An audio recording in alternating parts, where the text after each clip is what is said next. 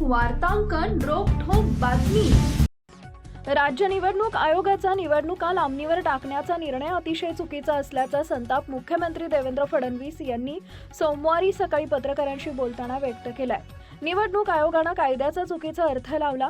आयोग कोणता कायदा काढतोय किंवा तो कुणाचा सल्ला घेतोय याची मला कल्पना नाही, पण एखादा व्यक्ती कोर्टात गेला म्हणून निवडणूकच पुढे ढकलायची हे अतिशय चुकीचं आहे असं ते म्हणाले। दरम्यान मुख्यमंत्र्यांनी आज एकनाथ शिंदे यांची भेट टाळली आहे। तसेच शिंदे गटाचे आमदार शहाजीबापू पाटील यांच्यावर झालेल्या छापेमारीवरही भाष्य केले। मुख्यमंत्री देवेंद्र फडणवीस स्थानिक स्वराज्य संस्थांच्या निवडणुकांच्या निमित्तानं आज छत्रपती संभाजीनगरच्या दौऱ्यावर आहेत। त्यांनी प्रचार सभेला जाण्यापूर्वी पत्रकारांशी संवाद साधला। त्यात त्यांनी निवडणुका लांबणीवर टाकण्याच्या निर्णयावरून निवडणूक आयोगावर निशाणा साधला। ते म्हणाले, माझ्या मते निवडणूक आयोगाने कायद्याचा चुकीचा अर्थ लावलाय। या निवडणुका रद्द करणं हे अत्यंत चुकीचं आहे। अशा पद्धतीनं तर प्रत्येक वेळी कुणीही कोर्टात जाईल आणि मग निवडणुका पोस्टपोन होतील असं आजवर कधीच झालं नाही। मुख्यमंत्र्यांनी यावेळी शिवसेनेचे सांगोल्याचे माजी आमदार शहाजीबापू पाटील यांच्या कार्यालयावर टाकण्यात आलेल्या छापेमारीवरही भाष्य केलंय। मला याची कल्पना नाही, पण कुणी सत्तेत आहे किंवा सत्तेबाहेर आहे यावरून रेड ठरत नाही। आमच्याही एखाद्या कार्यकर्त्यांविरोधात तक्रार आली तर त्याही प्रकरणात चौकशी होते, माझी गाडी तपासली जाते। त्यामुळे या प्रकरणी सत्ताधारी किंवा विरोधक अशा कोणत्या गोष्टी नसतात असं ते म्हणाले। ते बरे झाले याबद्दल मला अतिशय आनंद आहे। ते त्यांचं काम करतात, आम्ही आमचं काम करतो, पण कोणीही आमचा शत्रू नाही आहे, आमचे राजकीय विरोधक आहेत। त्यामुळे कुठलाही विरोधक हा आजारी पडला तर तो चांगला झाला पाहिजे, त्याची तब्येत ठीक झाली पाहिजे, ही आपली अपेक्षा असते ती झाली। राज्याची निवडणूक दुरुस्त केली आहे, कारण निवडणूक ते रोज काय काय बोलतात त्याला कालही मी उत्तर दिलं नाही, आजही दिलं नाही, कारण मी त्यांचे स्टेटमेंट उत्तर देण्याच्या लायकीचे समजतो। राणे विरुद्ध राणे जे सगळं सुरू आहे त्यामध्ये एकनाथ शिंदेनी स्पष्ट सांगितलं की ते त्यांच्या आमदाराच्या पाठीशी आहेत। मी सगळ्यांच्याच पाठीशी आहे, जो चांगला वागेल त्याच्या पाठीशी मी आहे। कोणी चुकला तर त्याला मी सांगेन, माझ्या पक्षाचा असला तरी मी चुकीच्या मागे उभे राहत नाही, जे काही योग्य असेल त्याच्या मागे मी उभा राहतो। त्यामुळे मी निश्चितपणे एवढं सांगतो की खरं तर जी काही परिस्थिती पाहायला मिळते ती काही चांगली नाही आहे। म्हणजे असं राणे विरुद्ध राणे वगैरे असं होणं काही योग्य नाही आहे। निश्चितपणे या निवडणुकीनंतर या संदर्भात एक मला असं वाटतं की आत्मचिंतन आम्हाला सर्वांना केलं पाहिजे। अखेरचा प्रश्न विचारतो, या निवडणुकीमध्ये तुम्ही सगळे लोक फिरताय, उद्धव ठाकरे, शरद पवार हे लोक प्रचारात कुठेच दिसत नाहीये, काय कारण असं तुम्हाला राजकीय? मला असं वाटतं की पहिल्यांदा तर हे आपण सगळ्यांनी लक्षात घेतलं पाहिजे की या कार्यकर्त्याची निवडणूक आहे।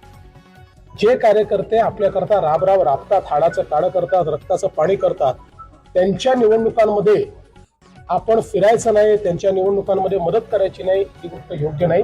पण याचं मुख्य कारण हे आहे की त्यांनाही ही कल्पना आहे की या निवडणुकीत ते हारणार आहेत, त्यांचा त्या ठिकाणी पराभव होणार आहे। आणि मग पराभवाचा शिक्का माथी लावून घ्यायचा नाही, कारण उद्या तुम्ही दाखवाल बघा ठाकरे फिरले तरी हारले, हे फिरले तरी हारले, हा शिक्का त्यांना माथी लावून घ्यायचा नाहीये।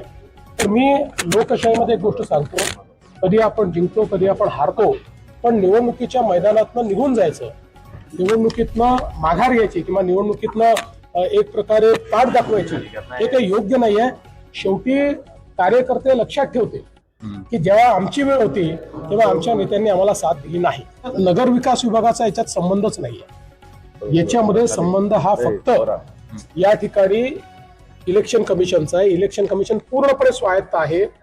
इलेक्शन कमिशनला काल अनेक रिप्रेझेंटेशन गेले, कलेक्टर्सची VC देखील झाली, अनेक कलेक्टर्सने देखील आपलं मत मांडलं, पण आता जो काही निर्णय त्यांनी घेतलाय, शेवटी मी एकदा सांगितलं त्यांनी घेतला निर्णय आहे, त्यामुळे आता तो निर्णय तर मान्य करावा लागेल, पण माझं मत आहे की निर्णय चूक आहे। सर, भाजपचा एक सर्वे, इंटरनल सर्वे केला, ज्यामध्ये 175 नगराध्यक्ष निवडण्याचा दावा, ते असा कुठला सर्वे मला माहिती नाही, पण एवढं मी सांगतो की या निवडणुकीमध्ये नंबर 1चा पक्ष भाजप राहील।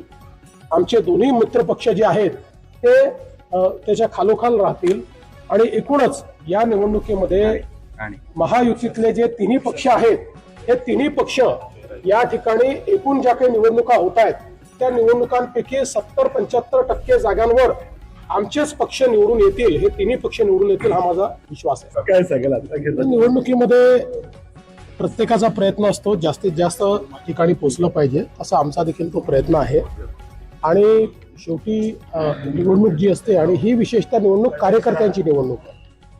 आपल्या निवडणुकीमध्ये कार्यकर्ते इतका श्रम करतात, इतकी धावपळ करतात, त्यामुळे त्यांची अपेक्षा असते की त्यांच्या निवडणुकीमध्ये आपण त्यांच्यापर्यंत पोहोचलं पाहिजे. त्यामुळे तो आमचा प्रयत्न आहे, आम्ही ते प्रयत्न करतो. या निवडणुकीमध्ये विरोधक कुठे दिसले नाही. तुम्ही म्हणजे सत्ताधारीच प्रचार करतात, सत्ताधाऱ्याच्याही भूमिकेत तुम्ही आणि विरोधकांच्याही भूमिकेत तुम्हीच कुणावर टीका करताना. नाही, आम्ही एकमेकावर, मी तरी पूर्ण निवडणूक झाली, मित्रांवर टीका तर सोडा, विरोधकांवरही टीका केलेली नाही. मला एकही स्टेटमेंट, आता आज शेवटचा प्रचाराचा दिवस आहे, एका नेत्याच्या विरोधात बोललो, एका पक्षाच्या विरोधात बोललो, मी कोणाच्याच विरोधात बोललो नाही. महाराष्ट्रातील महत्त्वाच्या आणि ताज्या बातम्या पाहण्यासाठी आमच्या जय हो न्यूज चॅनलला सबस्क्राईब करा आणि बेल आयकॉन प्रेस करा.